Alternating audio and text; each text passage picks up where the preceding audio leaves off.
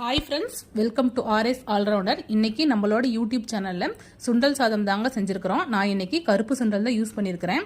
இது ரொம்பவே simple and ஹெல்தியான லஞ்ச் பாக்ஸ் ரெசிபிங்க. டேஸ்ட் வைஸ் அட்டகாசமாக இருக்கும். குழந்தைங்களுக்குலாம் இது மாதிரி செஞ்சு கொடுக்கும்போது நல்லா விரும்பி சாப்பிடுவாங்க. வேக வச்ச சுண்டலும் வடித்த சாதமும் இருந்தால் போதுங்க. இந்த ரெசிபியை ஒரு 5 to 10 மினிட்ஸ்க்குள்ளாரையே செஞ்சு முடிச்சிடலாம். டேஸ்ட் வைஸ் ரொம்ப சூப்பராக இருக்கும். ரொம்பவே குறைவான பொருட்கள் வச்சு ரொம்பவே குயிக்காக செஞ்சு முடிச்சிடலாங்க. இப்போ வாங்க இந்த ரெசிபி எப்படி செய்யலாம்னு சொல்லிட்டு வீடியோக்குள்ளே போய் பார்க்கலாம். இந்த ரெசிபி செய்யறதுக்கு தேவையான அளவு சுண்டல் எடுத்து வேக வச்சு வச்சிருக்கிறேங்க. நான் இன்னைக்கு கருப்பு சுண்டல் தான் எடுத்திருக்கேன். நீங்க கருப்பு சுண்டலுக்கு பதிலாக வெள்ளை சுண்டல் கூட எடுத்துக்கலாம். நான் இன்னைக்கு 1 கப் ரைஸ்க்கு இந்த அளவுக்கு சுண்டல் எடுத்து வச்சிருக்கிறேன்.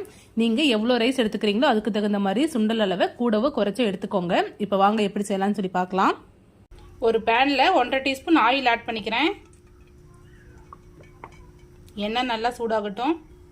எண்ணெய் நல்லா சூடாகிடுச்சு. இது கூடவே கொஞ்சமா கடுகு ஆட் பண்ணிக்கலாம். கொஞ்சமாக ஜீரகம், கொஞ்சமாக சோம்பு ஆட் பண்ணிக்கலாம். கடுகு நல்லா பொரிஞ்சது. அது கூடவே ஒரு கொத்து கருவேப்பிலை ஆட் பண்ணிக்கிட்டேன்.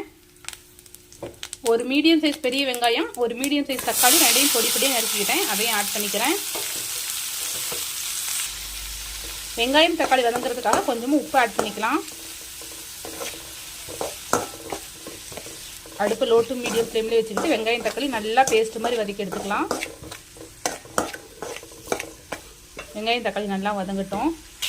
வெங்காயம் தக்காளி நல்லா வதங்கிடுச்சு. இது கூடவே 1/2 டீஸ்பூன் அளவுக்கு இஞ்சி பூண்டு பேஸ்ட் போட்டுக்கலாம். இஞ்சி பூண்டு பேஸ்ட் போட்டு ஒரு நிமிஷம் நம்ம நல்லா வதக்கிக்கலாம்.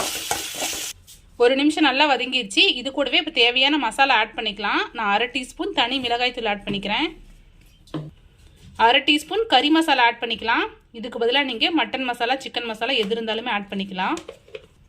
1/2 டீஸ்பூன் மல்லித்தூள் ஆட் பண்ணிக்கலாம். இது கூடவே கொஞ்சமாக மஞ்சத்தூள் ஆட் பண்ணிக்கலாம். இப்போ அடுப்பை நல்லா லோ ஃப்ளேமில் வச்சுக்கிட்டு நல்லா மிக்ஸ் பண்ணி விட்டுடலாம். 2 நிமிஷம் மசாலா நல்லா வேகட்டும். தக்காளி வெங்காயத்தோடு சேர்ந்து நல்லா வேகட்டும். மசாலா ஆட் பண்ணிவிட்டு தக்காளி வெங்காயத்தோடு சேர்த்து ஒரு 2 நிமிஷம் நல்லா மிக்ஸ் பண்ணி விட்டாச்சு. இப்போ இது கூடவே சுண்டல் ஆட் பண்ணிக்கலாம். சுண்டல் ஆட் பண்ணி விட்டுட்டு நல்லா மிக்ஸ் பண்ணி விட்டுடலாம். மிக்ஸ் பண்ணி விட்டுட்டு மசாலாவோடு சேர்ந்து ஒரு சுண்டல் ஒரு 2 நிமிஷம் நல்லா வதங்கட்டும். இது ரொம்ப சிம்பிள் அண்ட் ஹெல்த்தியான லஞ்ச் பாக்ஸ் ரெசிபிங்க. ரொம்பவே குயிக்காக செஞ்சு முடிச்சிடலாம். வேக வச்ச சுண்டலும் வடித்த சாதமும் இருந்தால் போதும்.